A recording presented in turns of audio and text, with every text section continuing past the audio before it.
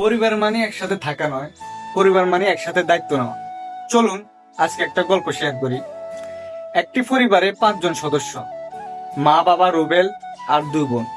বাবা সারাদিন কাজ করে সন্ধ্যায় বাসা ফিরেন। রুবেলও সারাদিন চাকরি করে বাসায় ফিরে মোবাইলে ডুবে যায়। ছোট বোন স্কুলে যায়, সে ভাবে আমি তো ক্লান্ত। আর বড় বোন, সে একটু মোবাইল বেশি ব্যবহার করে, সে কিছুই করে না, পড়াশোনাও না। তবুও যেন তার কাজ করতে ইচ্ছে হয় না। মা একা সব সামলায়, রান্না, ঘর গোছানো, কাপড় কাচা ইত্যাদি, কিন্তু কেউ পাশে দাঁড়ায় না, এক গ্লাস পানিও না। একদিন মা হঠাৎ করে চুপ করে গেল, বসে থাকলো নীরবে। কেউ কিছু বলল না।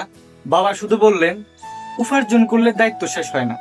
পরিবার তখনই টিকে থাকে যখন সবাই একটু করে পাশে দাঁড়ায়। সেদিনের পর থেকে রুবেল অফিস শেষে মাকে জিজ্ঞেস করে, মা কিছু লাগবে, কিছু করা লাগবে।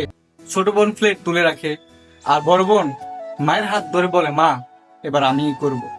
সর্বশেষ কথাটি হলো, কাজ করতে ইচ্ছে না থাকা স্বাভাবিক, কিন্তু পরিবারের জন্য দায়িত্ব নেওয়া, কাজ করা ভালোবাসার বহিঃপ্রকাশ। সবাই মিলে কাজ করলে ঘরে শান্তি ও সুখ ভরে ওঠে। ধন্যবাদ। ভিডিওটি ভালো লাগলে লাইক শেয়ার করতে ভুলবেন না।